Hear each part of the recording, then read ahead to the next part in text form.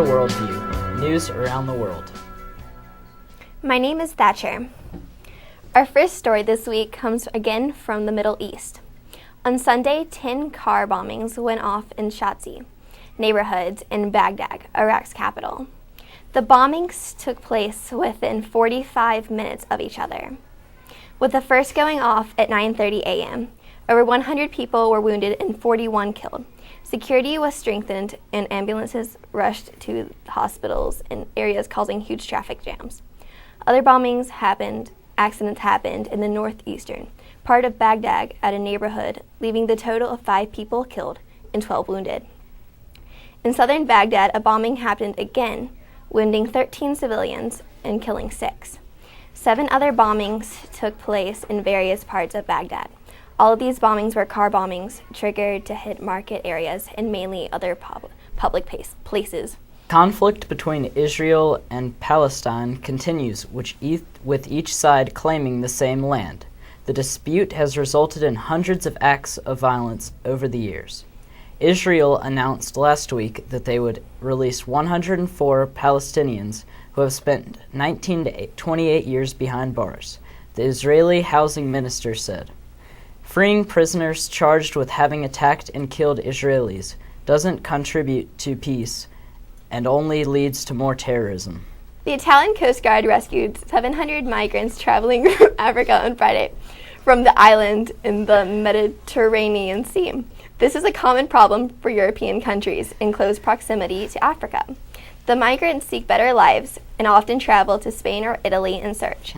This is the second major transport this month. Earlier, a boat capsized, killing nearly 300 people.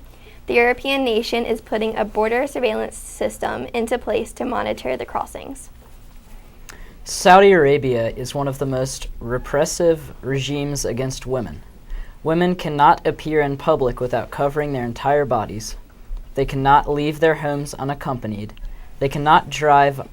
On Saturday, many Saudi women came together to fight for the right to drive by driving cars and creating a website requesting support. A spokesman for the women said that they were not trying to start a revolution. They only wanted to show the world how much the king and the holy leaders controlled their lives. Syria has released its plan to destroy its chemical weapons 3 days ahead of their deadline. It is said that the agency is responsible for destruction is considering the plan of destruction and will have an answer by November 15th. It is not completely clear whether this is going to happen or not. In September, American officials reported that the chemical weapons were in at least 45 sites, but Syria reported only 23 sites. American officials are also stressing that the document is not official enough and that the Assad government needs to be more clear. They also say that the document is not complete. However, the fact that Syria's president is willing to collaborate is an important factor. The northeastern coast of Africa is known for its modern-day pirates. Last week, 2 American men were kidnapped by pirates off the coast of Nigeria. They were working for an oil company on a supply boat serving oil installations in East African waters. Rescuing these men will be a difficult challenge because the United States has little intelligence about where the pirates live. Due to the current war taking place in Syria, there is a chance of a polio epidemic. This incurable disease would spread quickly and devastate the world. Unfortunately, it is very hard to get emergency aid in Syria. This is only increasing the chances of an epidemic. Thankfully, the World Health Organization and many other groups have caught onto this possibility early on and are working to get rid of it. Currently, they are giving vaccines to all children under the age of 5. This is when the disease is usually developed. If things go as planned, 10 million children will be vaccinated in the next few weeks. This should help eliminate polio because the only treatment for the disease is by vaccination. The violin played by the band conductor as the Titanic sank in the cold waters of the North Atlantic has been sold. The violin was one of the few items that were rescued from the wreck. It has been in the family of the conductor since 1912. Last week, the violin sold for $1.7 million. Some consider the violin the most iconic thing to come from the Titanic, because the orchestra continued to play even as the ship was sinking. Here's Rebecca with the service news. Thanks to everyone who participated or donated to the Halloween costume contest to help the children's home. Don't forget to sign up to participate in the Salem Lake Cleanup on November 9th.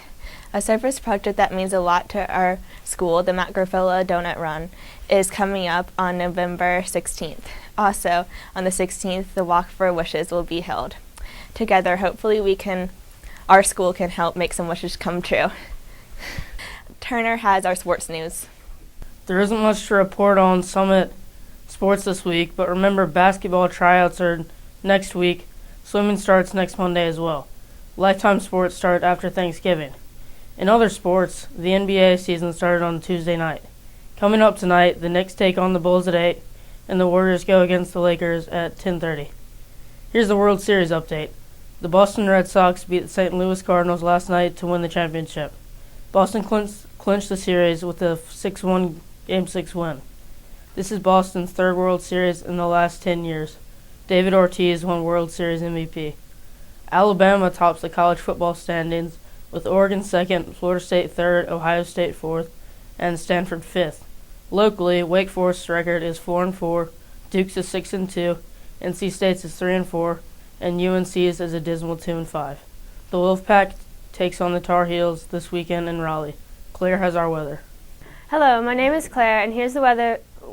This Saturday, the high will be 66 degrees and the low 41 degrees with a 0% chance of rain. On Sunday, the high will be 57 degrees and the low will be 35, again with a 0% chance of rain. Our pick of the week is Truth or Consequences, New Mexico. On Saturday, they will have a high of 68 degrees and a low of 45 degrees. Then Sunday, they will have a high of 70 degrees and a low of 43 degrees. There is a 0% chance of rain on both days. That's it for WorldView this week. Thank you for joining us. Have a good day. Goodbye and tune in next week.